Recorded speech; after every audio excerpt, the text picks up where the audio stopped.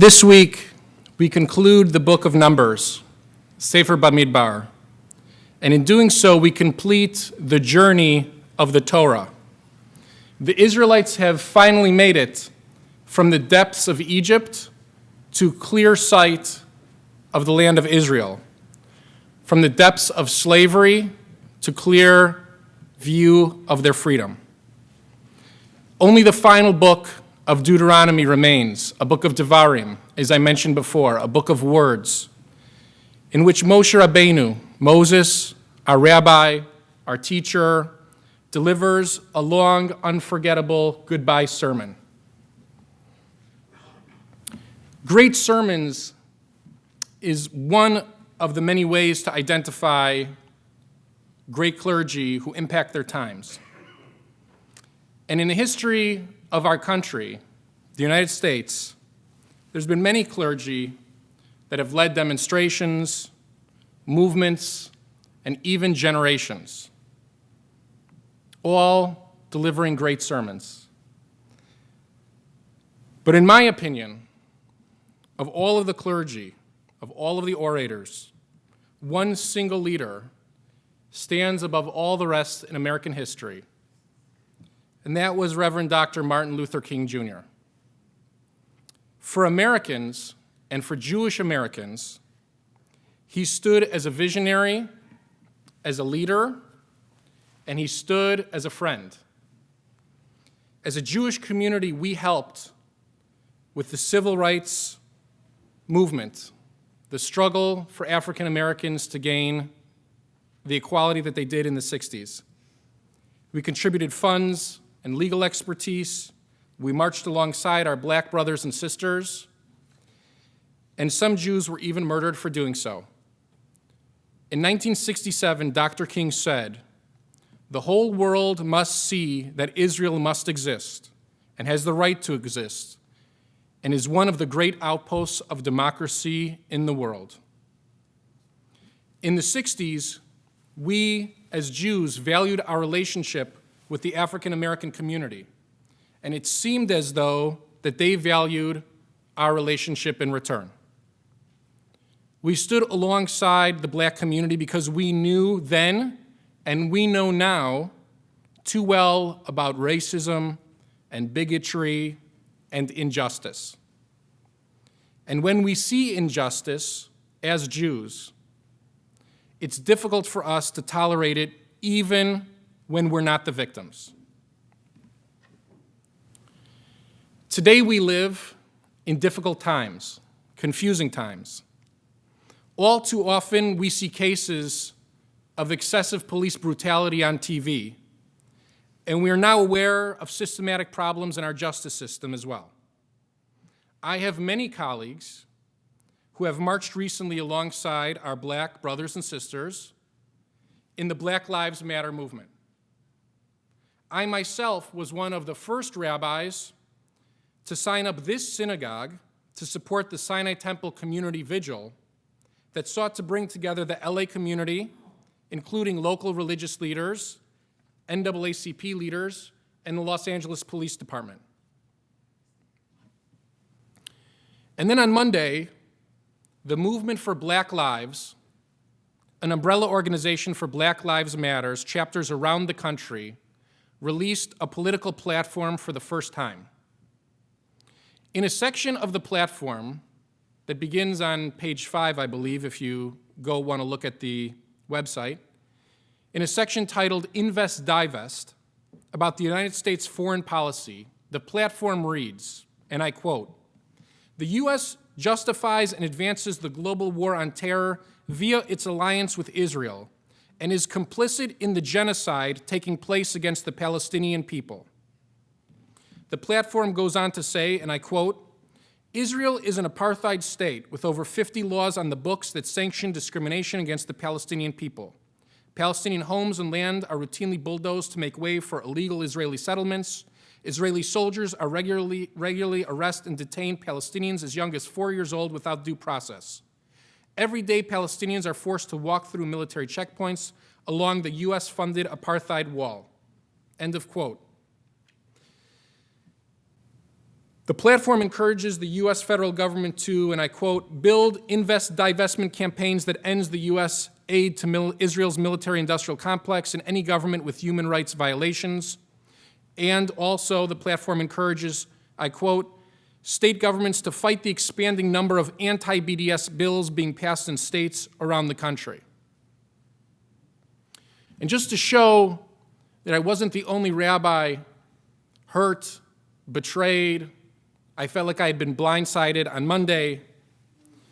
Yesterday, Rabbi Menachem Creditor, a conservative rabbi, who I don't think anybody actually calls him conservative, from Congregation Netivot Shalom in Berkeley, California, and an outspoken supporter of the Black Lives Matters movement since its inception, wrote the following in his article in the Huffington Post.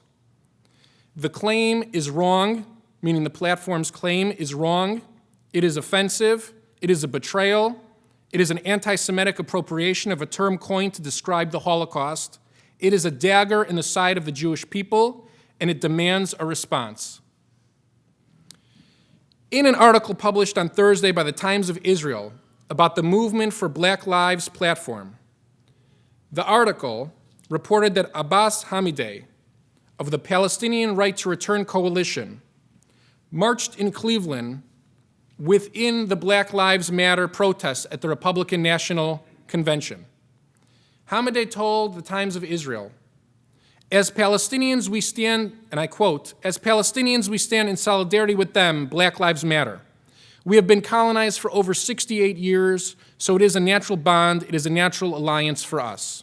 End of quote. Please keep in mind that when he says 68 years, he does not mean the end of the Six-Day War when we took the territories known as Judea and Samaria. He's referring to the very birth of the state of Israel as the colonization, as the mistake.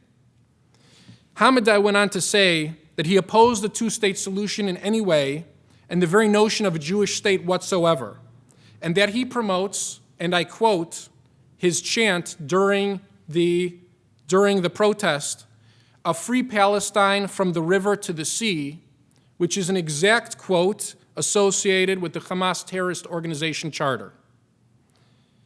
Hamideh and pro-Palestinians that march alongside Black Lives Matter take the chant directly out of Hamas charter to use at Black Lives Matter's protests. Hamas rhetoric is being chanted at Black Lives Matter's demonstrations. And so it should be no surprise to us that this rhetoric, this notion, has now been used as part of the Black Lives Matter campaign and platform. Does the platform explain that the security wall in Israel was built as a result of the Second Intifada, in which Palestinians murdered over 1,000 Israeli men, women, and children? No, of course not. Does the state of Israel fit within any accepted international legal definition of apartheid? Apartheid is defined, if you look it up quickly on your phone after services, as any system or practice that separates people according to color, ethnicity, caste, etc. Does Israel discriminate based on color or ethnicity? Of course it doesn't. Only in Israel, just recently, could an Arab judge have sentenced the former president of Israel to a jail sentence. Could that have ever happened in South Africa? Of course it couldn't. How about Israeli hospitals? Israeli hospitals not only treat Israeli Arabs and Palestinians, we treat the Palestinian terrorists after they've murdered our Jewish brothers and sisters. Israeli hospitals employ Arab doctors and nurses. Would you like to know how I know? Because I sat in the waiting room of Hadassah Hospital for 5 days while Blair was being treated. I sat with Palestinian husbands and wives and children. We sat and we poured coffee together for one another. We talked with one another, and there was never a moment in which any of us were discriminated or treated differently in that waiting room. Kenneth Mesho, a member of the South African Parliament, told Dennis Prager in a clip for Prager University, there is a widespread allegation, really a slander, that Israel is an apartheid state. The notion is simply wrong. It's inaccurate and it's malicious. It will not help to promote peace and harmony in the Middle East. Its only purpose is to demonize Israel and isolate her in an attempt to delegitimize Israel's existence. And because it is so inaccurate, it betrays the memory of those who suffered through real apartheid in South Africa. In an interview with the Jewish Journal published in 2014, Jared Sichel asked international legal expert Alan Dershowitz, and I quote, "You were on Nelson Mandela's international legal defense team. Mandela resisted pressure to label Israel as an apartheid state for his entire life. Archbishop Desmond Tutu, though, embraces the comparison. Is there any element of truth in comparing Israel to apartheid South Africa?" Dershowitz responded, and I quote, "He, Mandela, was a decent man. Bishop Tutu is simply not a decent man. He's an old-fashioned Jew hater. Everything Jewish he despises. He's a villain. He should know better than anybody, even if you take the worst-case approach to Israel and assume all the worst about Israel, it doesn't come close to what South African apartheid was, a small group of white people dominating a vast majority of black people. It, Israel, legally, would be more like American control over Puerto Rico than South African apartheid." Clarence B. Jones, the personal attorney and close personal friend to Reverend Dr. Martin Luther King Jr., recalls that Martin warned repeatedly that anti-Semitism would soon be disguised as anti-Zionism.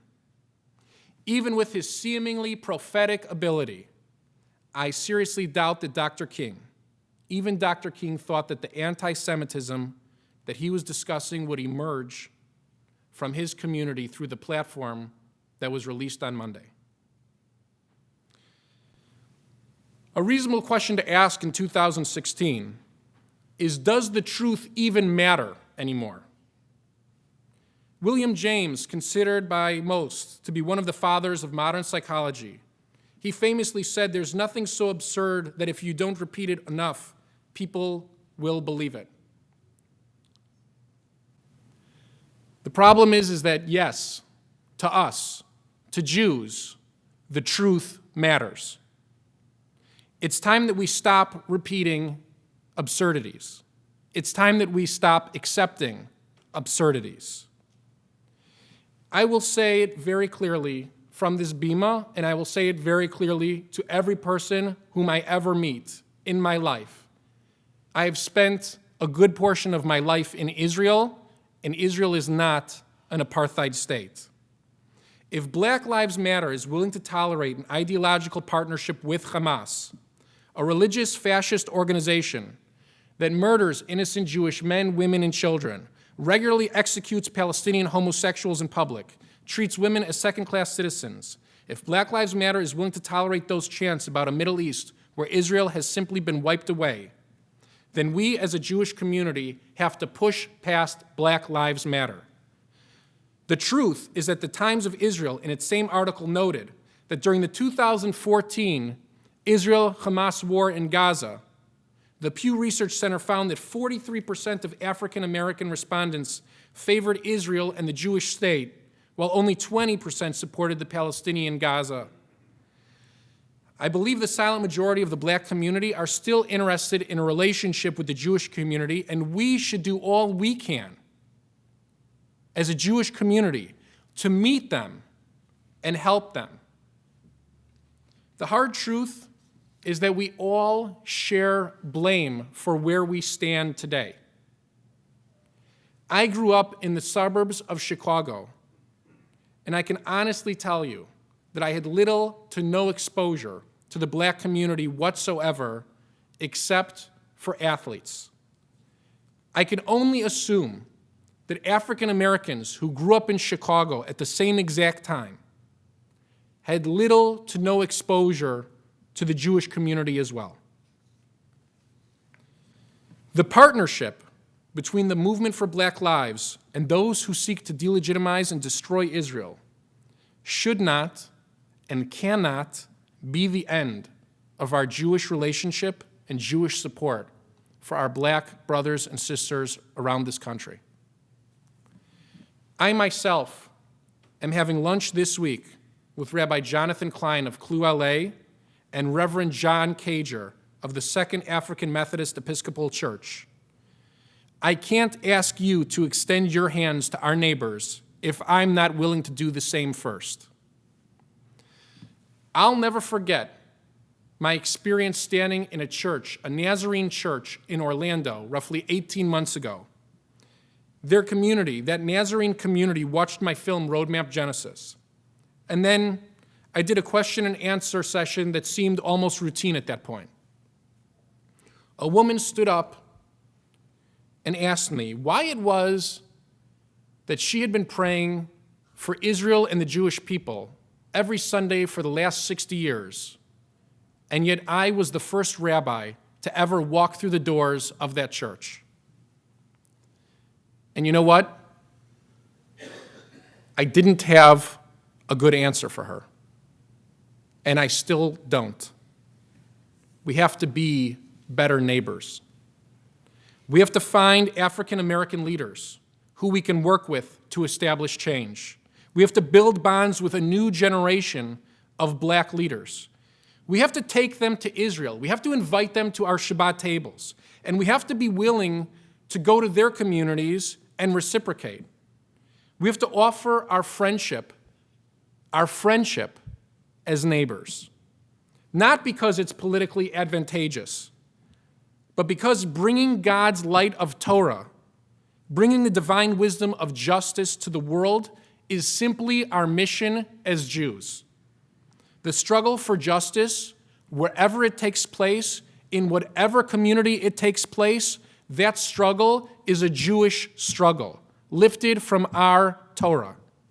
The legacy of the book of Bamidbar in particular, and the legacy of the Torah in general, is a move toward greater freedom, toward stronger, closer community. We have to emulate that here in our close community as well. Let's reach out to our neighbors together. Don't excuse ignorant platforms. Don't excuse outrageous lies. Attack them. Defeat them. But at the same time, don't let the headlines discourage you as well. All lives matter. All lives matter. And we have to do a better job of protecting them all. Shabbat Shalom.